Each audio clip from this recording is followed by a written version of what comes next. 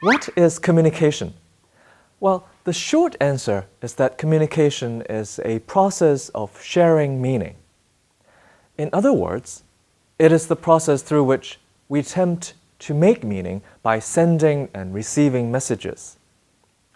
In this video, we'll explore two models of the communication process. We will also look at the different forms and levels of communication. 1. Models of communication. Over the years, noted theorists of different disciplines have developed many models of communication to explain the communication process of humans. Here, we will briefly discuss two of them. The first was put forward by Howard Laswell in 1948. He talked about a model as identifying who says what, using which channel to whom, and then with what effect. Simple enough, right? But what if the source is a professor who insists on speaking in a technical language far beyond the student's level of understanding? Obviously, communication does not occur. Unlike mere message sending, communication requires responses from others. Another problem with this model is that it suggests that the receiver passively accepts the source's message. Another classic model was developed by Wilbur Schramm in 1982. Often credited as the founder of mass communication studies, Schramm created what is known as the Source, Message, Channel, Receiver, SMCR model. This starts with acknowledging that a message comes from somewhere. It comes from a sender. That's the source of the message. The message is something that is being communicated, and this message has to go through a channel before it can get to the receiver or the audience of the message. If a message is the what, then the channel is the how.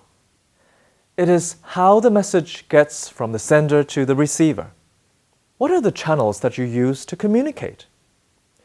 Do you talk on the phone, text, post on the social media, email?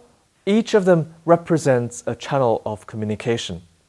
Now, in order to make the message come from the sender to the receiver, it has to be put into a form that can go through the channel. We say that the sender encodes the message.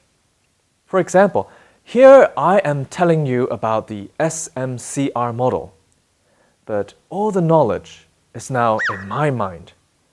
So I need to find a way so that such knowledge can get through it to you. I could package the knowledge in words, pictures, or even a song. But whatever I do, it has to be able to go through that channel so that you, as the receiver, can get it.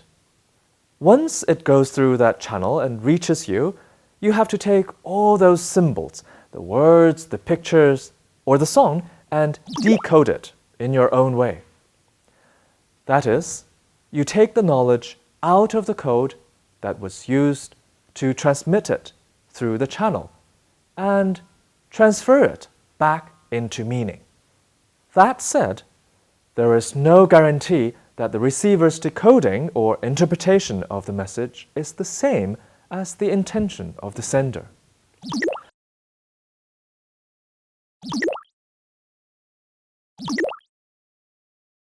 After all, although the model is simple and straightforward, people are complicated and sophisticated. We don't receive and interpret a message without being influenced by our personal experiences or background. Then there is the feedback part. Notice that the receiver can send information back to the sender. If, for instance, you think this MOOC course is so boring that you decide to quit, then I, as the source of the message, would know that. When a lot of you do the same thing, I know I'm doing something wrong, and I'll probably modify the message. The last element in the model is noise. Noise refers to anything that interferes with the sending or receiving of a message. There are three basic categories of noise. The first is physical noise, which refers to interference from the surrounding environment, such as loud or distracting sounds that keep you from clearly hearing or noticing the message. Physical noise could also come from other sources, such as a room being too hot or too cold, or things flashing by the window that draw your attention elsewhere. Another type of noise is psychological noise. If you're thinking what to have for dinner today instead of fully paying attention to this lesson, for example, you are experiencing psychological noise.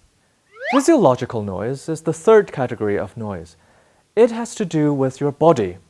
If you have trouble paying attention to something because you're sick or hungry at the moment, you are experiencing physiological noise. Noise may interfere with our understanding of a message. 2. Forms of communication. Communication can take on a variety of forms. First, we use both verbal and non-verbal channels to communicate. Verbal communication refers to the words that we use to best communicate the idea. Everything else, gestures, appearance, vocal inflection, facial expressions, would all fall under the category of non-verbal communication.